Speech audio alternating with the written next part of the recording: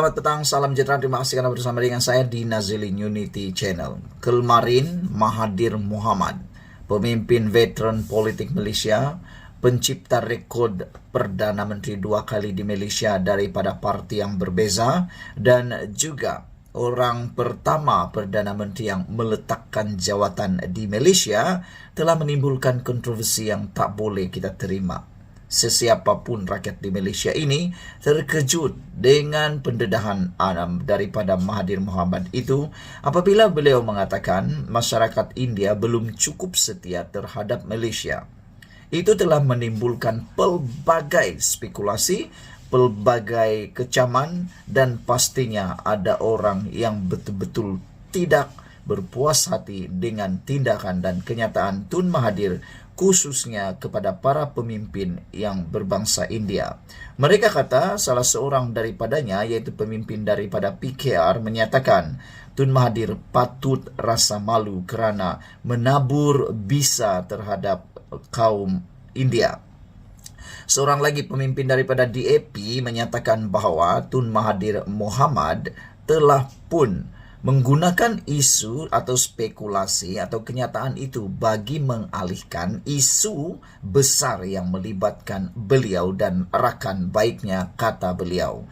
Oleh kerana beliau sebenarnya risau untuk dipanggil oleh SPRM, kata pemimpin DAP itu, maka Mahathir menciptalah apa yang dikatakan sebagai isu baru yang panas yang boleh mengalihkan perhatian rakyat daripada isu sebenar yang berkaitan siasatan SPRM, kata mereka lagi. Apa pendapat anda semua? Hari ini Mahathir dinasihatkan supaya bertaubat dan bertaubat daripada jadi orang prejudis, dan Dr. Mahathir didesak supaya memohon maaf. Yunis Gawaran berkata Dr. Mahathir Mohamad menghina perpaduan pelbagai kaum yang dibina dengan nilai kesetiaan tanpa berbelah bahagi. Seorang wakil rakyat PKR mendesak Dr. Mahathir Mohamad memohon maaf segera kepada masyarakat India dan China. Susulan dakwaannya, kaum itu tidak setia kepada Malaysia kerana masih terikat dengan negara asal. Ahli Parlimen Segamat Yunis Gawaran berkata, kenyataan Perdana Menteri itu dalam satu temu bual terbitan Tanti TV baru-baru ini merupakan satu penghinaan terhadap perpaduan pelbagai kaum yang dibina dengan nilai kesetiaan tanpa berbelah bahagi.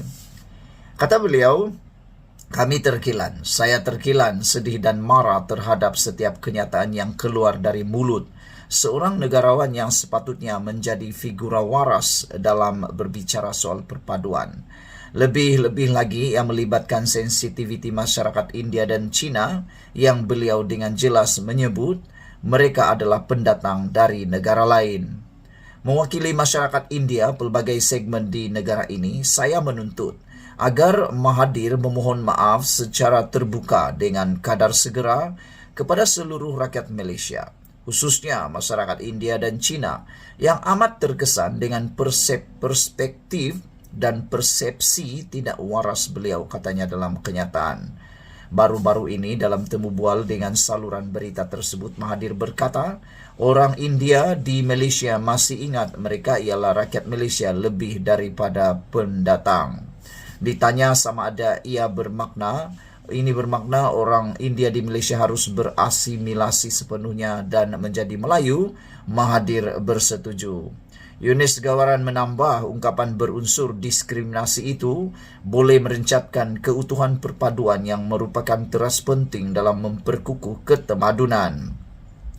Watak-watak politik perlu berhenti daripada mengeluarkan kenyataan berunsur diskriminasi perkauman dan bertindak sebagai ejen pendamai untuk mengukuhkan perpaduan antara bangsa, agama dan etnik, kata beliau lagi. Saya sangat setuju dengan kenyataan daripada pemimpin ini, yaitu ahli Parlimen Segamat Yunis Gawaran, supaya semua pemimpin politik yang ada di Malaysia ini menjadi ejen kepada perpaduan. bukan agen kepada kebencian. Berhentilah menggunakan isu kaum untuk semata-mata dilihat relevan dan diterima dalam politik Malaysia. Anda lakukan kerja dengan baik, Anda akan diterima oleh rakyat. Sekian dulu untuk kali ini. Jangan lupa tinggalkan komen Anda, tekan butang subscribe. Bye-bye. Selamat petang, salam sejahtera. Terima kasih karena bersama dengan saya di Nazilin Unity Channel. Selepas beberapa hari tentang langkah Dubai, akhirnya Hamzah Zainuddin buat pengakuan yang paling mengejutkan Malaysia dan tentunya juga mengejutkan sekutu mereka, termasuklah Mahathir Mohamad, termasuklah Muhyiddin Yassin, dan yang paling penting sekali juga melibatkan pimpinan Perdana Menteri Anwar Ibrahim. Hari ini apabila Hamzah membuat pengakuan yang memang tidak kita sangka sama sekali. Kalau sebelum ini Sanusi telah pun mengatakan bahawa mereka mempunyai bilangan sokongan 120 ahli parlimen cukup, dan juga muncul lagi blogger kontroversi dalam pelarian, iaitu Raja Petra Kamarudin yang mengatakan kononnya beliau acah-acah saja. 3 hari yang lepas dia kata itulah senarainya, tetapi 3 hari selepas itu dia kata itu acah-acah saja, bukan senarai sebenar. Jadi ada netizen kata kedapatanlah Raja Petra adalah raja spin sedunia. Hari ini sekali lagi Hamzah Zainuddin membuat pengakuan yang memang kita tunggu-tunggu, dan akhirnya muncul juga disahkan bahawa Hamzah Zainuddin mengakui dan mengasahkan tiada langkah Dubai pernah dirancang. Jadi pertanyaan daripada netizen ialah, kalau dia jadi mungkin ada dirancang, tapi kalau tak jadi, kalau gagal, mungkin pengakuannya tidak pernah dirancang, kata mereka. Walau bagaimanapun, netizen kata terima ajalah apa-apa saja pengakuan daripada Perikatan Nasional, termasuklah ketua pembangkang ini, iaitu Hamzah Zainuddin, apabila beliau mengesahkan tiada langkah Dubai pernah dirancang. Jadi yang ditiup angin, berkata pepatah Melayu, pokok tidak akan bergoyang kalau tiada angin. Jadi anginnya datang dari mana? Dan yang paling penting lagi, ada pasti dihidu oleh perisikan-perisikan tertentu, dan yang dinyatakan oleh Raja Petra Kamarudin dari mana puncanya.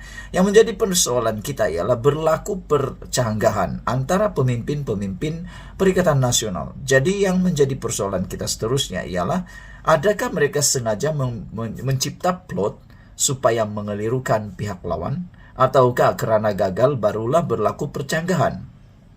Bagaimana nak percaya lagi Raja Petra Kamarudin, nak percaya lagi beberapa orang yang telah dikatakan sebagai kononnya mempunyai cukup nombor, kalau Hamzah Zainuddin sendiri yang merupakan ketua pembangkang turut mengakui bahawa tiada langkah Dubai pernah dirancang. Jadi lepas ni bolehlah kita cop Raja Petra Kamarudin sebagai Raja Spin dan hanya kelentong saja, atau dengan kata lain sembang kari. Ketua Pembangkang Datuk Seri Hamzah Zainuddin mendakwa pembangkang sendiri tidak tahu menahu mengenai langkah atau rancangan langkah Dubai yang didakwa akan digunakan bagi menguling kerajaan. Beliau berkata perkara itu adalah fitnah yang direka dan dimainkan oleh pihak tertentu yang jelas tidak langsung memberi manfaat kepada rakyat. Rakyat kata sedar tak apa. Kalau dah sedar, perkara tebuk atap, tebuk dinding, tebuk lantai, tumbangkan kerajaan, ini adalah tidak membawa manfaat kepada rakyat. Kata rakyat, berhentilah mainkan isu dan sentimen itu.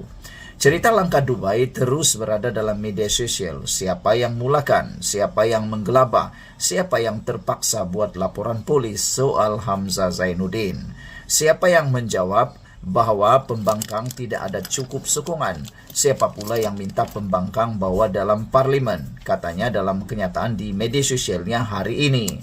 Laporan mengenai langkah Dubai bermula pada 30 Disember lalu apabila Berita Harian melaporkan Timbalan Ketua Pengarah Komunikasi JKOM, Datuk Ismail Yusof, dilaporkan mendakwa langkah Dubai timbul ketika percutian pemimpin Perikatan Nasional termasuk beberapa wakil parti kerajaan di Emirat Arab Bersatu. Beliau mendakwa pertemuan itu berlangsung untuk berunding selain menetapkan tugas tertentu kepada pegawai yang dipertanggungjawabkan untuk mengenal pasti ahli parlimen yang berpotensi beralih sokongan kepada pembangkang. dengan sugukan semata-mata mahu menubuhkan kerajaan Tebu-Katak.